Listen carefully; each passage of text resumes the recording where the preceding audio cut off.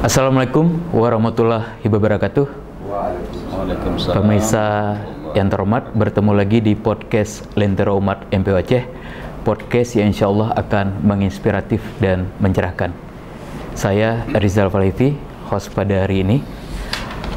Alhamdulillah di hari ini telah hadir bersama kita dua narasumber. Yang pertama Dr. Tengku Haji Muhammad Hatta LCMS.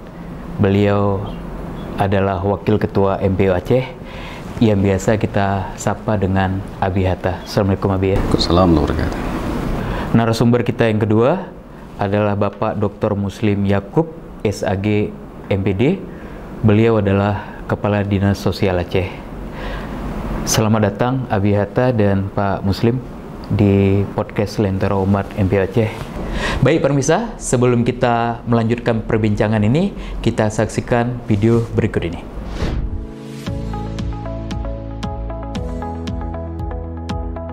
Majelis Permusyawaratan Ulama MPU Aceh pada tahun 2022 yang lalu telah mengeluarkan Fatwa MPU Aceh nomor 4 tahun 2022 tentang pengelolaan dan distribusi subsidi menurut perspektif syariat Islam. Salah satu poin fatwa tersebut menyebutkan bahwa subsidi pemerintah kepada rakyat yang dalam kondisi ekonomi mengancam kestabilan negara adalah wajib. Disebutkan pula haram hukumnya jika sekelompok orang yang menyalahgunakan atau melakukan penimbunan subsidi. Namun, sejauh mana implementasi fatwa tersebut dalam penyaluran subsidi di lapangan, khususnya di Provinsi Aceh? Sudah Islamikah penyaluran subsidi termasuk bansos di Aceh?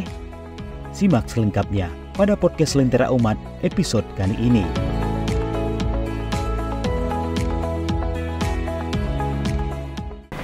Abia dan Pak Muslim, kami di pagi ini ingin berbincang-bincang dengan Bapak terkait dengan mekanisme pengelolaan subsidi dan distribusi subsidi tersebut kepada masyarakat.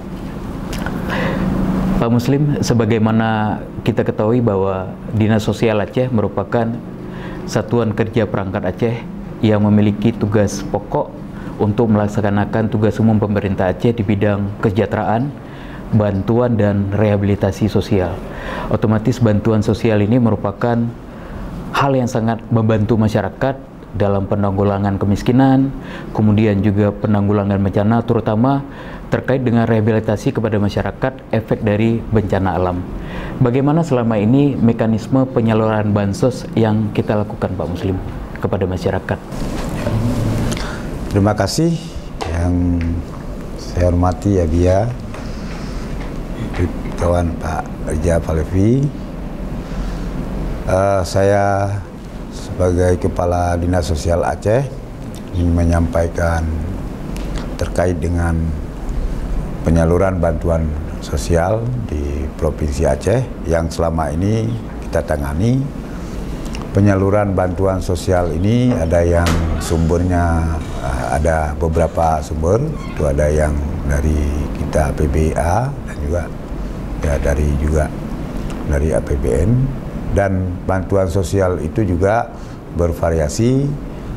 Kadangkala itu yang bantuan sosial itu terhadap masyarakat itu masyarakat yang kita tahu dari sisi kemampuan masyarakat kita masih banyak yang memang perlu perhatian. Nah, ada 3 hal yang untuk memenuhi kebutuhan dasar masyarakat kalau dari sisi penyaluran bansos itu. Jadi kalau 3 hal ini bisa terpenuhi, yang pertama kebutuhan dasar itu adalah pangan, kita istilahkanlah dengan lambung tengah, itu soal permakanan. Kemudian kebutuhan dasar yang kedua itu sandang. Jadi masyarakat juga dia perlu juga ya dia berpakaian untuk menutup auratnya. Kemudian yang ketiga dia juga butuh papan atau tempat tinggal. Nah, secara normatif kalau 3 kebutuhan dasar ini terpenuhi, maka masyarakat itu mampu melaksanakan keberfungsian sosialnya. Nah, jadi dari 3 hal inilah maka pemerintah pusat dan daerah itu senantiasa memberikan perhatian. Inilah makanya dilakukan penyaluran bantuan sosial untuk memenuhi 3 hal ini, baik dari segi pangannya, dari segi sandangnya, dan juga dari segi tempat tinggalnya. Terutama berdasarkan ya realita di tengah-tengah masyarakat, itu masih banyak masyarakat kita yang memang harus dibantu dengan penyaluran bantuan sosial. Yang ada dari Kemensos itu adalah berupa bantuan langsung. Itu dia disalurkan kepada masyarakat keluarga penerima manfaat atau KPM, program Keluarga Harapan. Di dalam penyaluran bansos kepada Keluarga Harapan itu, di situ ada lansianya yang sudah lanjut usia, kemudian ada ibu hamil, kemudian juga ada bayi, dan juga ada anak yang sedang menempuh jalur pendidikan sekolah. Itu ada kriteria-kriteria sehingga disalurkan bantuan sosial oleh masyarakat dalam bentuk bantuan tunai melalui transfer kepada rekening atau melalui PT Pos, itu untuk memastikan bahwa masyarakat itu terpenuhi 3 hal dasar itu. Jadi kalau tiga hal dasar itu nanti dikhawatirkan orang akan melakukan apa saja, maka lari kepada perampokan, pencurian, pembunuhan. Itu hanya untuk memenuhi kebutuhan dasar, maka perlu dilakukan bantuan-bantuan yang disalurkan kepada orang yang tepat. Kemudian ketika terjadi bencana alam, seseorang masyarakat kita, pertama dia punya usaha, punya kebun, tiba-tiba datang banjir bandang lain sebagainya. Jadi kebun yang mungkin sudah siap dengan panennya hilang semuanya. Itu juga perlu dilakukan bantuan sosial itu dalam masa panik, kemudian masa pasca panik, kemudian selanjutnya masa untuk menjamin dia sampai dia bisa berusaha sendiri. Korban kebakaran juga begitu. Dia pertama dia punya toko, punya kedai, punya warung dan lain sebagainya. Tiba-tiba terjadi bencana kebakaran, hilang semuanya. Ini juga perlu dilakukan penyaluran bantuan sosial. Ini ada melalui APBA, ada berupa pangan, ada berupa sandang. Nah, terkait dengan masalah tempat tinggal, dikolaborasilah dengan teman-teman, ada Perkim, ada Baitalmal. Berarti sumber dana ada yang dari APBA dan juga ada dari APBN, Pak Muslim. Abiyata, alhamdulillah MPU Aceh juga sudah mengeluarkan fatwa MPU Aceh nomor 4 tahun 2022 tentang pengelolaan dan distribusi subsidi menurut perspektif syariat Islam. Apa dasar MPU mengeluarkan fatwa tersebut, Abiyat? Ya, baik, terima kasih pada Pak Rizal sebagai host pada pagi yang berbahagia ini. Juga terima kasih kepada Pak Kadis Dinas Sosial yang telah berhadir. Alhamdulillah. Tentunya yang menjadi fokus daripada kajian MPU Aceh itu adalah terkait dengan hukum syariah. Jadi kita melihat bahwa dalam konteks bantuan sosial ini ataupun subsidi atau apa namanya, ya, ini adalah merupakan sesuatu yang wajib disalurkan dan tepat sasaran. Ya. Islam juga melihat ketika di sini ada 2 dimensi yang kita perhatikan. Pertama, yang satu ada pemerintah dalam hal ini sebagai penyalur, pemberi bantuan sosial tadi. Kemudian ada komponen masyarakat yang akan menjadi penerima. Maka berarti 2 komponen ini harus sejalan sehingga tercapailah tujuan daripada bantuan sosial itu sendiri. Maka sebagai landasan yang menjadi tolak ukur salah satunya itu adalah firman Allah dalam Al-Quran, wa antu'adul amanati ila ahliha. Artinya kita diperintahkan untuk menyampaikan amanah ini sampai kepada ahlinya. Ya, jadi ini adalah menjadi sebuah landasan sehingga pemerintah dalam menyalurkan juga wajib bersifat amanah. Kemudian masyarakat juga sebagai penerima, katakanlah dalam hal ini penerima bantuan sosial tadi, itu juga mereka wajib bersifat amanah. Artinya jangan memanipulasi data, ya, sehingga akhirnya yang mampu, ya, kadang-kadang mengaku tidak mampu, ya. Ini yang kita sayangkan ketika dia diberikan oleh Allah Subhanahu Wa Taala rezeki yang mampu, ya, kemudahan Allah berikan, ya. Tapi akhirnya karena kecenderungan ataupun keinginan untuk mendapatkan bantuan tersebut, memanipulasi data, ya, akhirnya mengatakan dirinya tak mampu. Yang diambil data gudang yang ada di belakang rumahnya yang mewah. Itu terjadi kadang-kadang kita dengar dari beberapa teman-teman yang menyampaikan. Jadi artinya hal-hal seperti inilah yang menjadi beberapa dasar bagi MPU Aceh. Apakah memang mungkin menganggap ini sesuatu yang sederhana, padahal Allah Subhanahu Wa Taala menyebutkan dalam Al-Quran, kulu mimma fil ardi halalan thayyiba, makanlah kamu daripada apa yang ada di bumi ini dalam bentuk halal, ya, thayyib, ya, juga bermanfaat bagi tubuh kita. Artinya berarti sesuatu yang halal itu menjadi sebuah pondasi yang sangat mendasar sekali, ya. Ketika Rasulullah menyebutkan kullu lahmin nabata minal haram fannar aulabih, setiap daging yang tumbuh daripada makanan yang haram maka lebih tepat cocok tempatnya itu neraka. Jadi maka dasar-dasar inilah yang perlu kita memberikan pencerahan kepada masyarakat. Jangan hanya berorientasi kepada mendapatkan bantuan, tapi kita perlu memperhatikan bahwa apakah itu memang haknya kita atau bukan, ya. Maka di sinilah MPU Aceh melahirkan fatwa beberapa poin yang bisa dibaca nanti pada fatwa nomor 4, ya, tahun 2000. Termasuk juga dalam tausiah kita kepada pemerintah dan masyarakat. Termasuk di tausiah kita. Karena memang setiap kita melahirkan fatwa selalu juga diiringi dengan melahirkan tausiah. Yang tausiah itu kita berikan kepada pemerintah, kita sampaikan kepada pemerintah untuk memperhatikan beberapa hal-hal sehingga tujuan daripada bantuan ini tersampaikan sesuai dengan amanahnya. Dan itu penting sekali karena mengingat kita khususnya Aceh ini kan provinsi syariah, ya. Jadi kalau kita tidak mengamalkan nilai-nilai syariah dalam kehidupan, dalam bernegara, dalam bermasyarakat, ya, tentu ini sangat miris sekali, ya. Bahkan orang lain mungkin yang tidak melabelkan dirinya dengan provinsi syariah pun bisa lebih syariah. Ya, jadi akhirnya kita nanti, ya, terkesan hanya menggunakan nama syariah, tapi kita dalam pengamalannya ternyata jauh daripada syariah. Maka inilah salah satu beberapa latar belakang pentingnya, ya, karena memang sifat manusia ini kalau Imam Al-Ghazali sebutkan itu kan hubbul mal, cinta kepada harta, ya. Itu memang karakteristik kita manusia. Karakter kita. Ya, makanya kita lihat ada orang pulang kantor capek-capek, ya, sedang hujan, itu kadang-kadang cuci mobil sampai turun ke bawah ban untuk membersihkan hartanya, ya.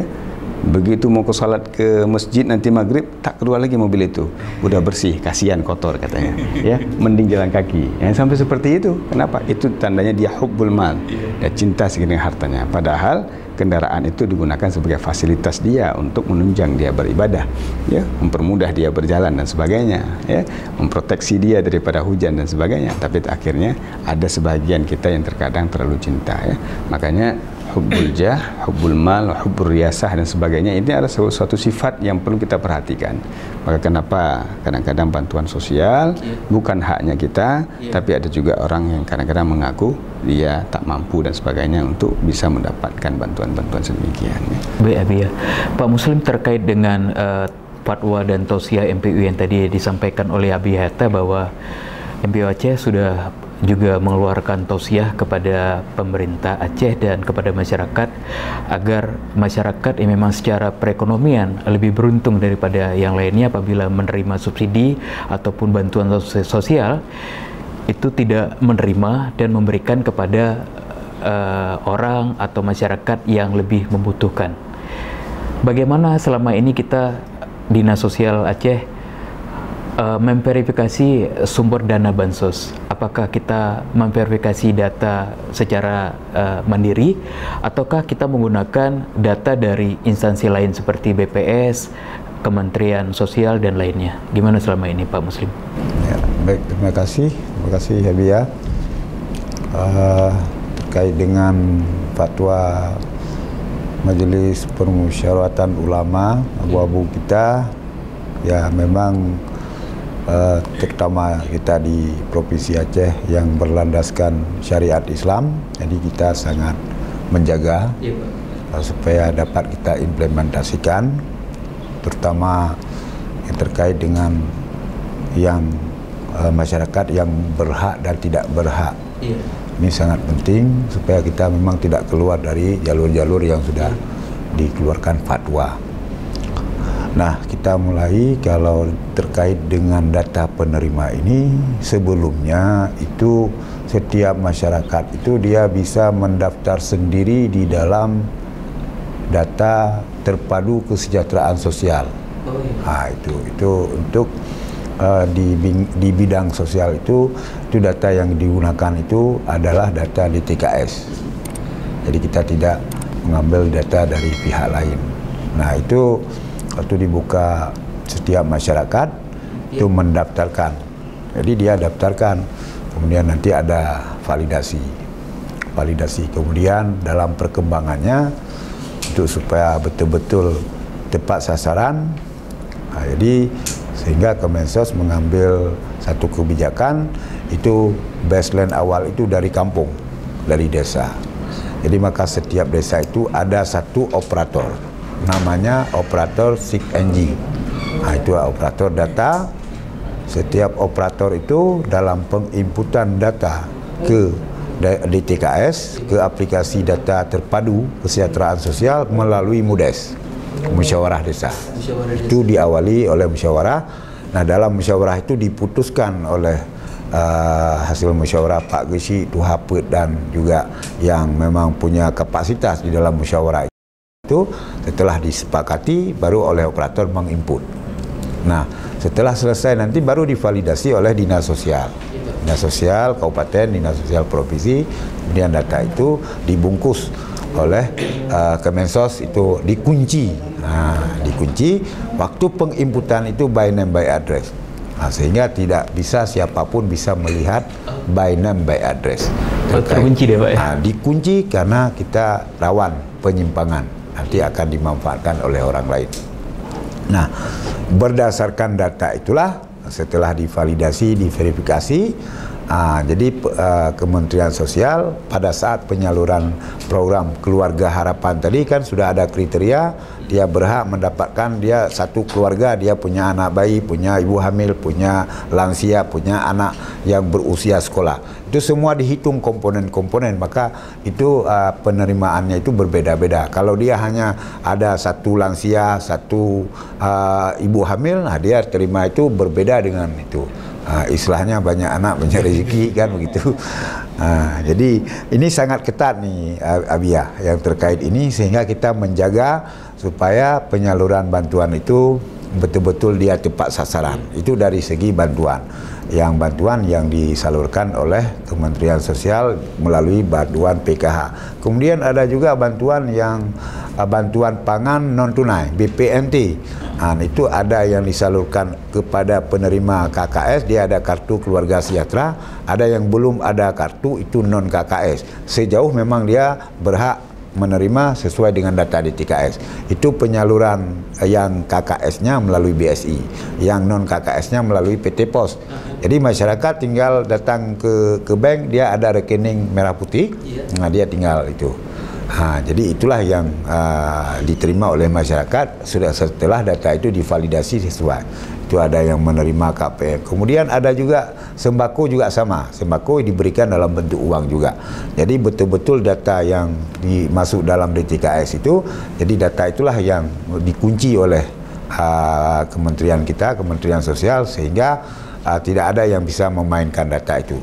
Nah, kalau nanti ada perubahan dalam perjalanan yang sebelumnya dia memang berhak, kemudian mungkin karena dia ada rezeki yang diberikan, kemudian usahanya berkembang, itu akan divalidasi ulang, dia akan dikeluarkan.